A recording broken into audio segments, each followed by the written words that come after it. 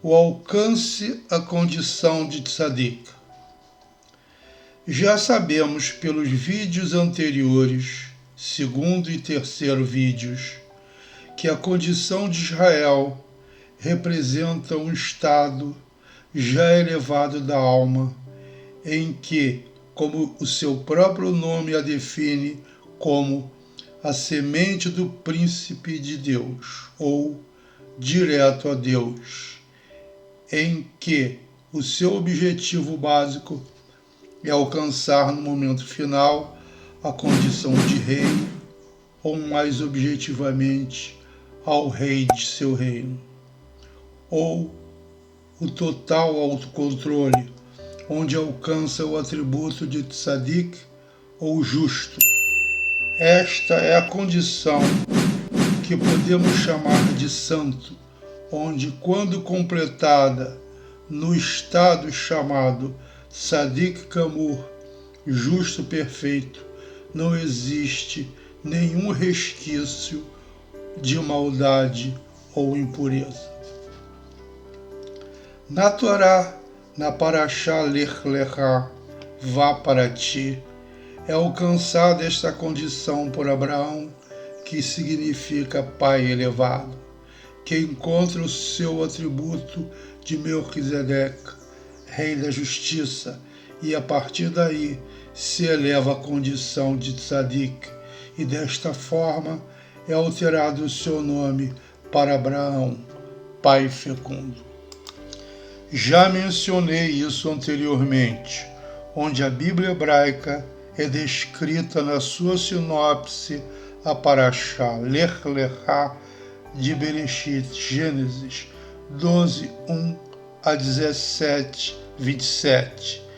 É o caminho para que alcancemos a condição de tzadik, retratado por Abraão, alcançando o seu atributo de Melquisedeque, ou de rei da justiça. Não deve ser esquecido o mandamento aos israelitas. Fala a toda a congregação dos filhos de Israel e diz-lhes: sereis santos, porque eu, o Senhor vosso Deus, sou santo. Vaikra, Levítico, capítulo 19, 2. Veja que a definição da própria palavra santo, como aquele que eliminou quaisquer indícios de impureza, é esta condição de tzadik, condição esta encontrada em diversas partes do mundo e em diferentes religiões. Pode ser observado que o retrato é o mesmo. Precisamos entender que não podemos confrontar a nossa alma animal, ou o Nefesh Habahamit, nomeada na Torá como Edom, e que precisaremos educá-la com o tempo, mas não de forma direta, pois é um ser poderosíssimo que não poderá ser confrontado diretamente, como foi mencionado no primeiro vídeo que citou o caminho para o seu adestramento. Na Torá é traçada esta estratégia, mas está de forma esparsa e muito difícil de se concatenar, sendo que no Tânia de Rabi, Shneur Zalman de Iliade e no Talmud está descrita de uma forma muito mais objetiva e direta, onde podemos seguir os passos de forma bastante mais reconhecível.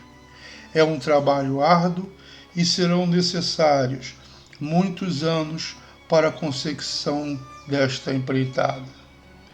Primeiramente, a Torá apresenta dois caminhos para se chegar à condição de tzadik, justo, perfeito ou santo.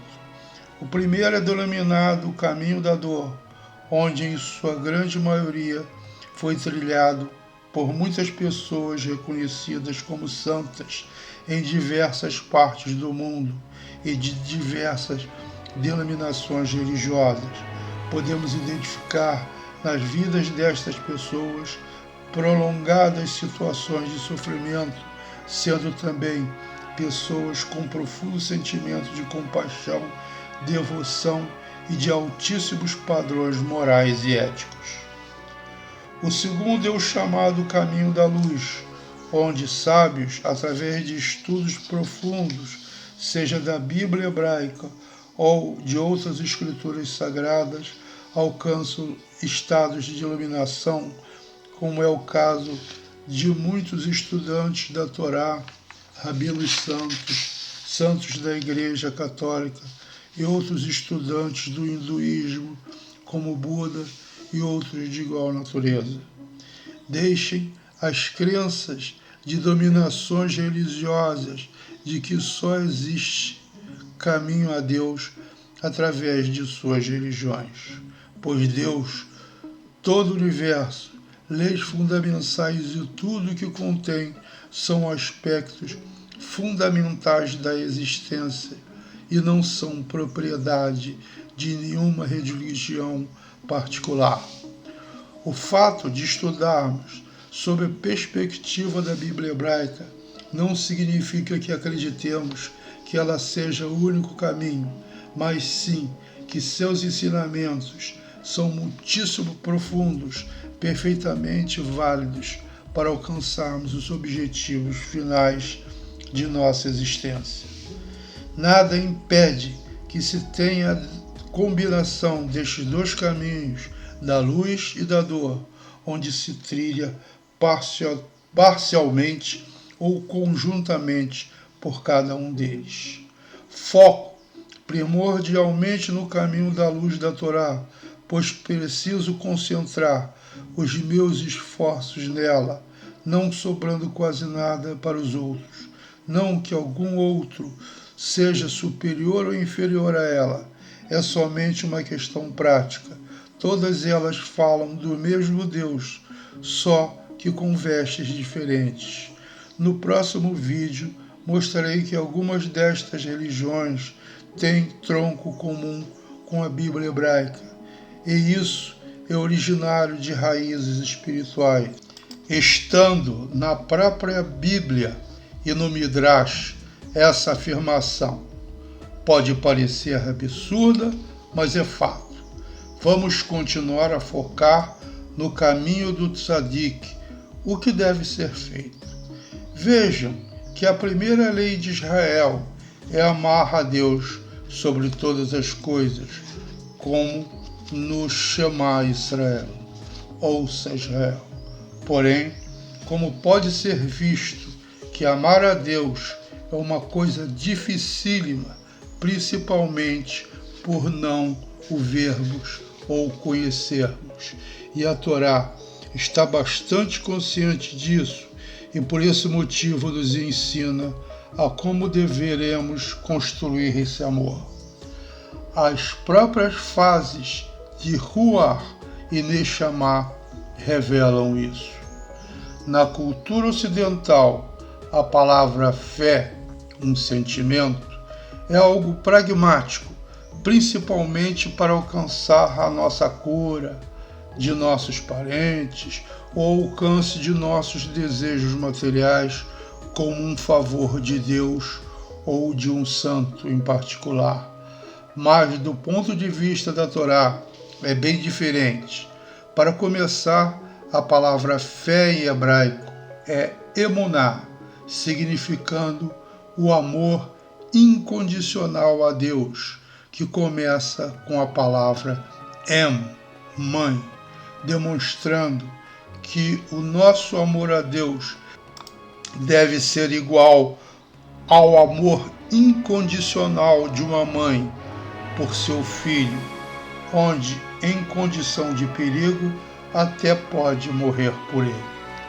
Alcançar isso é bastante difícil e, acessoriamente, precisaremos nos utilizar das propriedades da arquitetura de nosso sistema emocional e do conhecimento para construir esse amor. É por isso que todas as principais batalhas dos israelitas ocorrem nas terras de Canaã. como frisado na Torá, como neto de Noé, filho de Cam, Ram, em hebraico, que significa quente, apimentado, queimado, uma metáfora às nossas emoções e sentimentos, significando que Canaã seja filho de nossos sentimentos, sendo onde deveremos corrigir, e por isso seriam 6 batalhas a serem travadas, uma para cada povo idólatra, a raiz de cada sentimento emocional. Como a Torá em Êxodo sugere, primeiramente devemos ter compaixão profunda. Da'at, conhecimento, conscientização, conexão. As 3 primeiras das emanações divinas, de acordo com as tradições da Torá, são as midot intelectuais. A terceira etapa do processo intelectual, em que os conceitos, tendo procedido da intuição seminal, Chokhmah, através da gestação meditativa, Binah, agora amadurecem em suas disposições ou atributos correspondentes de caráter, Midot. É importante frisar que Da'at, conhecimento, está localizado quase dentro do âmbito do grupo de Midot, caracterizados como emocionais, se chamando na tradição da Torá de Zeir Anpin ou pequena face. Com o tempo isso ficará claro. Isso nos leva ao nosso conhecimento ser diretamente relacionado às emoções, e sendo por isso que é muito difícil convencer alguém, mesmo tendo uma argumentação poderosa sobre um determinado assunto, pois o grupo de conhecimento de uma determinada pessoa estará sempre relacionado aos seus sentimentos e emoções. Pode-se dar o nome a isso de convencimento. Uma pessoa está convencida de uma determinada coisa quando aquela ideia está intimamente interligada com os seus sentimentos e emoções. Isso nos leva a que um determinado princípio do convencimento só poderá ser mudado se a ideia vir diretamente do interior e não do exterior, e desta forma evitando que seja afetada pelo ego. Chokhmah e Binah são muito úteis para isso, pois virão diretamente de nosso interior, vindo de Chokhmah, a ideia seminal, passando pela integração de Binah, entendimento, e sendo depositado diretamente em Da'at, como algo proveniente, sendo exatamente isso, do interior. A obra Tânia, de Rabbi Shimon Zalman de Liad, o Alter Rebbe, descreve esse processo como uma das mais eficazes e importantes estratégias de mudança de nossos corações, nossa dimensão emocional, para evoluir nele o amor a Deus, em 2 etapas de evolução até atingirmos o amor incondicional e o acendimento da chama da fé em nosso interior e transformarmos a nossa alma em uma Ner Havaiá, vela de Deus, ou Neshama, ou segundo estágio de evolução da alma divina em nós, pelo despertar da fé, sendo a primeira Ruach e a segunda Neshama. A essa vela inteiramente acesa nos transformará em tzadikim, justos, reis ou santos. Na terceira alma divina, metaforicamente no terceiro dia, pois a alma é luz, segundo a Torá é dia, Bereshit, Gênesis 1:5. Alcançaremos o estado de Raiá viva e com isso entraremos em Jerusalém, ressuscitando dos mortos e atingindo o nível de Malar ou anjo. Lê-se Malar.